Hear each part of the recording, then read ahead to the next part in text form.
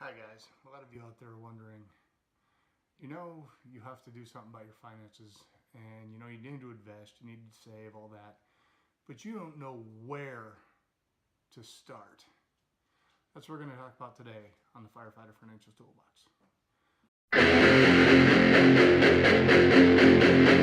Hi and welcome back to the Firefighter Financial Toolbox. My name is Brad. I'm a firefighter. I am not a financial expert, nor do I play one on YouTube. So today we're going to talk about some of the things we can do to get our finances under control.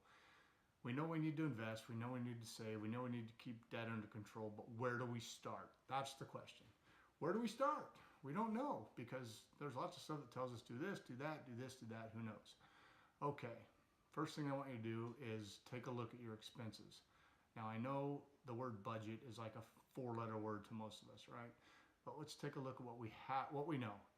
What are we spending our money on? We need to take an honest look at how much money we make. Let's say we make $2,000 a month, for example. We have things we have to pay for, our mortgage or rent, utilities, food, insurance. These kinds of things have to be paid every month, whether we like them or not. Then we have this group of things where we don't have to spend, and they're kind of electoral. I want a new iPhone. I want to get that new video game. I want to get that new whatever. Insert whatever you like. These are the things that we like, but we really maybe should not spend money on them right away. The other thing is, how often are we going out to dinner? How often are we going out with our friends to the bar? That's a good way to spend a lot of money that we really don't keep track of. And how much are we putting on the credit card? Credit cards are where I want to start. Credit cards can be a big problem, especially if they're high interest rate credit cards. Let me give you an example. Say you have $5,000 as a balance on your credit card and it's 18%, and you decide to make the minimum payment of $50 a month. You're going to be paying for that credit card for about 8 years if you don't add to it. And guess what? You're going to pay it back about 3 times over. What I mean by that is it's $5,000 balance, but when you add all the interest you've paid over those 8 years, it's going to be about $15,000. Now I'm oversimplifying the math, but I just want to show you how much money high interest credit cards can take from your check. Now let's talk about something else. At work, do you have some sort of plan that you contribute to? Are you paying yourself first? What I mean by that is every month you get your check. Do you have anything taken out for savings ahead of time? If you do, you won't miss it. If you don't and say, well, after I get it, I'll put away $200 a month. That may or may not happen. And studies show it tends not to. But if you have a plan, say at work, where you get a match, let's say your employer matches 2%. If you put in the same amount of money, for every dollar you put in, they give you another dollar. That's 100% return on your money. There is no better investment. But let's say they don't match and you're not sure what to do. Go to a low-cost investment house. Go to Vanguard. Go to Fidelity. Go to Charles Schwab. Open a Roth IRA. Here's why. As firefighters, we're probably going to have pensions of some kind. Now I realize pensions are going by the wayside, but we're probably going to have something left when we retire. And that's going to put us in a higher tax bracket. By putting your money in a Roth IRA, it goes in after tax, grows tax-free, and as long as you take it out by the plan rules, it's tax-free then too.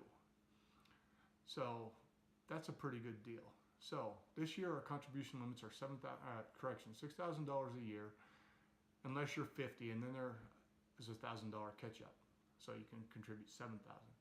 Here's the good thing. Let's say you work, but your spouse doesn't work.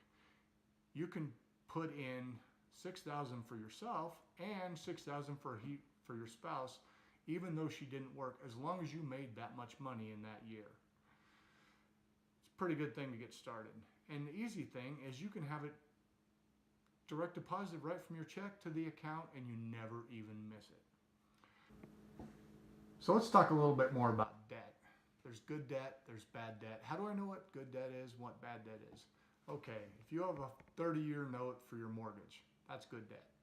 That's the place you live, that's going to keep you housed, and it it may or may not appreciate in value, so when you sell, you may make some money on it. Not really an investment, it's your home, but it's good debt. And luckily now our rates are pretty low, and it's pretty easy to get a 30-year fixed mortgage for around 4% or even lower if you look. What about bad debt? We talked about credit card debt. Credit card debt is bad. What about student loan debt? A lot of us went to school and come out with some pretty hefty amounts of student loan debt. Most student loan debt is capped at 6.8%. Now, you have to ask ourselves, is 6.8% good or bad compared to what I think I can make investing? The average stock market returns over the last 50 years is 8 to 10%. So if I think I can make 8%, that's better than the 6.8% I owe for the student loan debt. But every person's situation is different, so I'd recommend looking at your specific situation. It may be a case where you add an extra $100 or whatever onto your student loan debt to get that paid down, because once it's done, you have more money in your bank account. And as I've told you before, you have to have money to make money. All right, now we've covered a couple things, and this is, I know, just scratching the surface.